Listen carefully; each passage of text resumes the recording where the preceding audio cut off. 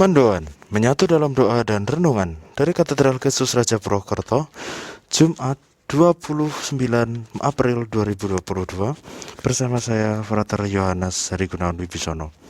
Saudari-saudara yang terkasih, mari bersama-sama kita renungkan bacaan Injil hari ini dari Injil Yohanes bab 6 ayat 1 sampai dengan 15. Mari kita siapkan hati kita untuk berdoa. Dalam nama Bapa dan Putra dan Roh Kudus, amin. Semoga Tuhan beserta kita sekarang dan selama-lamanya. Inilah Injil suci menurut Yohanes. Dimuliakanlah Tuhan. Pada waktu itu Yesus berangkat ke seberang danau Galilea, yaitu danau Tiberias.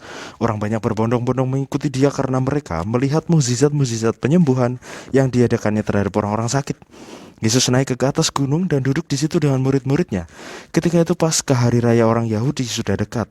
Ketika Yesus memandang sekelilingnya dan melihat bahwa orang banyak berbondong-bondong datang kepadanya, berkatalah ia kepada Filipus, Di manakah kita akan membeli roti sehingga mereka ini dapat makan?" Hal itu dikatakannya untuk mencobai dia, sebab ia sendiri tahu apa yang hendak dilakukannya. Jawab Filipus kepadanya, "Roti seharga 200 dinar tidak akan cukup untuk mereka ini, sekalipun masing-masing mendapat sepotong kecil saja." Seorang dari murid-muridnya, yaitu Andreas saudara Simon Petrus, berkata kepadanya, "Di sini ada seorang anak yang membawa 5 roti jelai dan mempunyai 2 ikan. Tetapi apakah artinya itu untuk orang sebanyak ini?"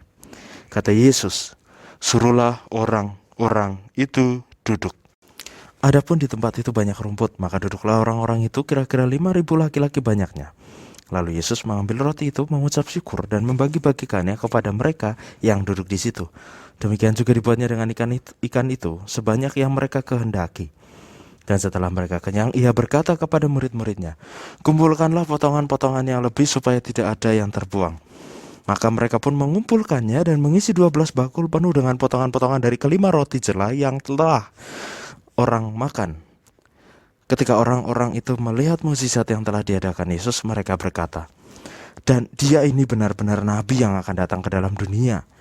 Karena Yesus tahu bahwa mereka akan datang dan hendak membawa dia dengan paksa untuk dijadikan raja, ia pun menyingkir lagi ke gunung seorang diri. Demikianlah sabda Tuhan. Terpujilah Kristus. Saudari-saudara yang terkasih, meskipun sederhana, namun itulah yang Yesus kehendaki. Rasa-rasanya poin refleksi inilah yang hendak Yesus ajarkan kepada kita pada hari ini, di mana tindakan seorang anak kecil yang memberikan 5 roti dan 2 ikannya kepada Yesus menjadi puncak dari bentuk kerelaan hati bagi seseorang untuk mau berbagi. Dan inilah yang Yesus inginkan. Maka dari itu Yesus bertanya kepada Filipus, bagaimana caranya supaya ia dapat memberi orang banyak itu makan. Akan tetapi Filipus justru menyerah pada keadaan dengan berbicara bahwa roti seharga 200 dinar tidak akan cukup. Sesungguhnya hal itu sangat mengecewakan dan tidak dikehendaki oleh Yesus.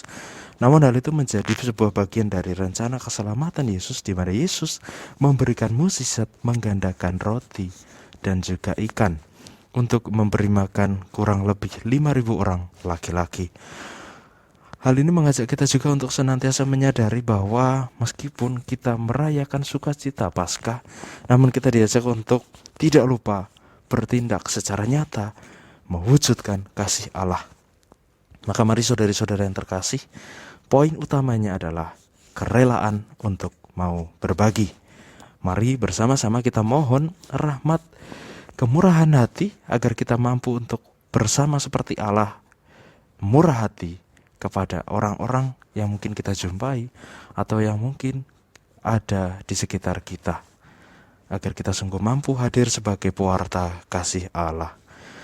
Marilah kita berdoa. Allah Bapa yang penuh kasih, kami bersyukur karena Engkau telah menganugerahkan sabda-Mu kepada kami, sehingga kami sungguh mampu memaknai apa arti kerelaan hati untuk mau berbagi kepada sesama. Kami mohon semoga melalui sabda-Mu ini, kami sungguh mampu menyadari dan mampu juga melaksanakan tindakan untuk mau berbagi, untuk mau rela melaksanakan kasih, tidak hanya bagi diri kami sendiri, tetapi juga bagi orang-orang yang kami jumpai. Ini semua kami mohon padamu dan perantara Kristus Tuhan dan Juru Selamat kami. Amin.